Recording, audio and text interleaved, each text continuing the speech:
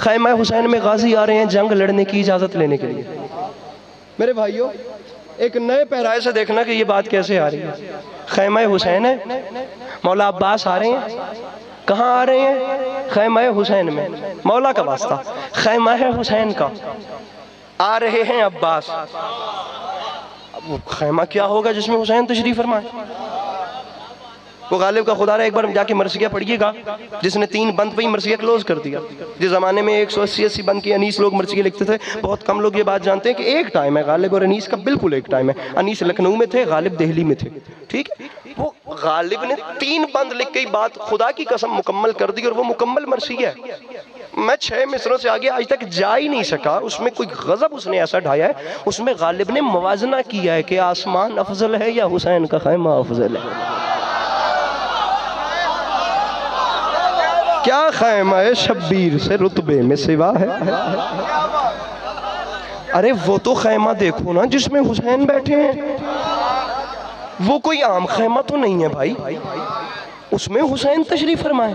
پڑھو مصرع، عباس اس خیمے میں آ رہے ہیں جس میں حسین بیٹھے ہیں۔ بھائیہ مجھے دیکھنا ہے، عباس اس خیمے میں آ رہے ہیں جس میں حسین بیٹھے ہیں، اور عسکری معافی مانگ کے کہہ رہا ہے شہ کے خیمے میں شجاع ازلی آتے ہیں، آج پھر خانہ کعبہ میں علی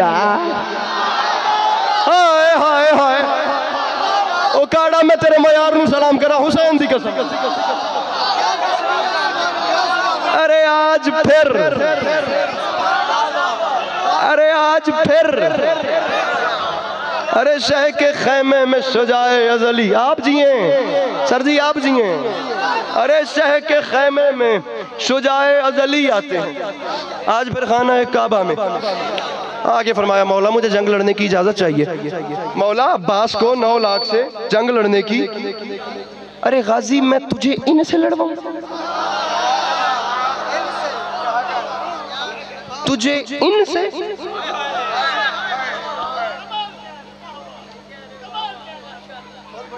تجھے 24 سفر کا جناب انشاءاللہ زندگی رہی تو لکھی بھئی ہے نا، 24 سفر انشاءاللہ ہم اسی شہر میں آپ کو سلام کریں گے۔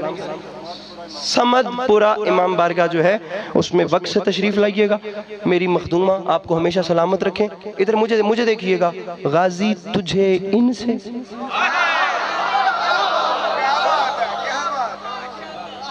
عباس بنتا ہی نہیں، تجھے ان سے۔ جان ایلیا نے ایک بڑے باغی صفت کے، ایک پراپرلی ایک ایسے شاعر گزرے ہیں جس کے ہاتھ میں قلم نہیں ہوتا تھا، خنجر ہوتا تھا اپنے آپ کو مارنے کے لیے۔ اتنا باغی صفت آدمی نہیں آنا، با خدا اپنے من کی بات کہی ہے، دیکھا ہی نہیں ہے کہ ادبی حلقے کہاں چل رہے ہیں۔ جان اپنے مزے میں اپنی ایک راستہ، جان نے تو ایک اپنا لہجہ دیا ہے نا شاعری کو۔ جان ایلیا فرمایا کرتے تھے کہ الفاظ خیال کا لباس ہوتے ہیں، لیکن ناراض نہیں ہوئیے گا، یہ جو لہجہ ہے نا، یہ لہجہ الفاظ کا بھی لبادہ ہوتا ہے۔ سیف الدین نے کہا تھا نا سیف انداز بیان رنگ بدل دیتا ہے، ادروائز ورنہ دنیا میں کوئی بات نہیں۔ اب تجھے ان سے لڑواؤں، دیکھنا اور ویسے بھی کہاں تم یہ جفاکار کہاں، اور ویسے بھی کہاں تم یہ جفاکار کہاں، شیر جرار کہاں، شام کے فرار کہاں۔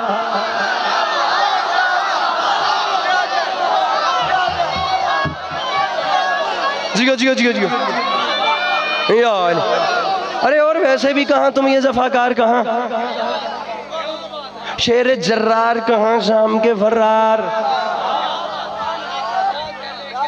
2 مصرے ہو گئے، اور ویسے آپ سلامت رہے میرے بھائی، یہی تو مزہ ہے، یہی موڈ ہے، یہی حق ہے جناب عباس سننے کا۔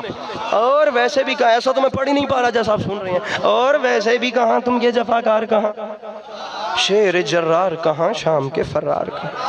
ارے فتنہ و فتنہ گرو بزدل و غدار کہاں، فتنہ و فتنہ گرو بزدل و غدار کہاں، اور شان خلف حیدر کرار کہاں۔ رونگٹے کھڑے ہوتے ہیں خدا کی قسم، اور شان خلف حیدر کرار کہاں، پھیلاؤ جھولیاں اور دیکھو کیسے اس مصر پہ تمہاری جھولی میں میرے بھائیوں آسمان سے بڑی بات، بلکہ آسمان اتر رہا ہے، دیکھ لینا. اور شان خلف حیدر کرار. غازی چھوڑ دے، سرکار کہتے ہیں تو چھوڑ دیتا ہوں، لیکن چھوڑنے کی وجہ تو بتائیں. فرماتے ہیں وجہ پوچھی، ارے مجھے یاد ہی نہیں پڑتا، خدا کی قسم کراچی میں کیا ماحول بن گیا مجھے نہیں یاد پڑتا، اللہ کرے میں سمجھا سکوں. غازی چھوڑ دے. اور ویسے بھی کہاں تم یہ جفا کار کہاں، شیر جرار کہاں، شام کے اور شان خلف حیدر کرار. غازی چھوڑ دے. سرکار کس کے لیے؟ فرماتے ہیں سن یہ لئیں جس کے کھلونے ہیں اسی کی خاطر تم انہیں چھوڑ دو اصغر کی ہنسی کی خاطر.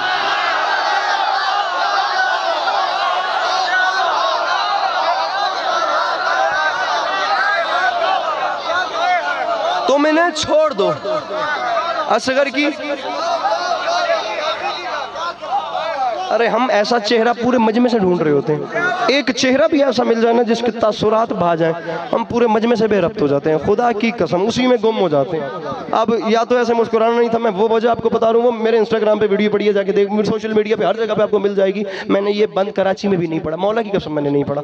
میں نے کیوں نہیں پڑھا مجھے نہیں پتا، اب میں یہاں پہ پڑھ رہا ہوں اور آپ کی مسکراہٹ دیکھ کے پڑھ رہا ہوں. میں آپ کو وہ وجہ بتا رہا ہوں عباس علمدار کو جنگ نہ لڑوانے کی جو کراچی اہل زبان پراپر اردو سپیکنگ عوام میں بھی نہیں پڑھی. کیوں نہیں پڑھی مجھے نہیں پتا، شاید میرے مولا کو یہ منظور تھا کہ یہ موتی اہل اوکاڑا کی جھولی میں آئے تو اب اسے قبول کیجئے گا، اگر میرے مولا نے آپ کے نصیب میں یا آپ کے دامن میں یہ قیمتی چیز رکھ دی ہے. اب یہ وجہ خدا کی قسم کھا کے کہہ رہا ہوں، میدان کوئی سجے اور اس کی قیمت لگے نا، میں کتنے علی عباس عسکری وار کے پھینکوں اور جملہ اپنی تازگی نہ کھو، اتنی بڑی بات ہے. حسین فرماتے ہیں غازی میں نہیں لڑا سکتا.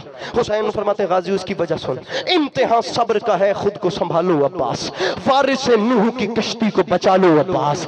ارے وارث نوح کی کشتی کو بچا لو عباس، بچا لو عباس. فرماتے ہیں غیظ کو صبر کے آئین میں ڈھالو عباس، قبضہ تیغ سے نظروں کو ہٹا لو عباس. میرے بھائی کیمرہ مین مجھے بندہ بتائیں گے جو ہاتھ نہیں اٹھاتا، مولا کا واسطہ میں مسکراہٹ مانگ رہا ہوں دعا کی صورت میں جو میرا توشہ آخرت بنے، ورنہ داد پہ آئے تو شہر اوکاڑا اپنے پاؤں پہ اٹھ کر بولے داد تھوڑی ہے عسکری کی بات بڑی ہے، قبضہ تیغ نظروں کو ہٹا لو عباس. عباس جنگ نہیں لڑوا سکتا. سرکار سن لیا، تعمیل ہوگی، وجہ جان سکتا ہوں. فرماتے سن، پوچھا تو سن، غازی آج میں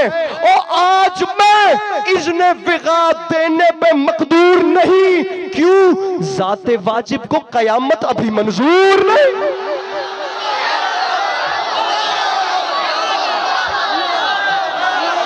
وہ جو پیچھے بیٹھے ہو مل کے بولو حیدر حیدر.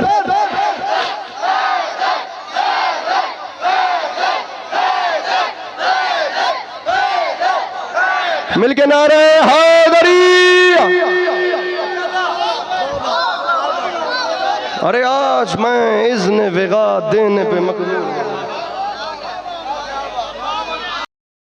گونجتی ہے صدا منتظر، رخ سے پردہ ہٹا منتظر.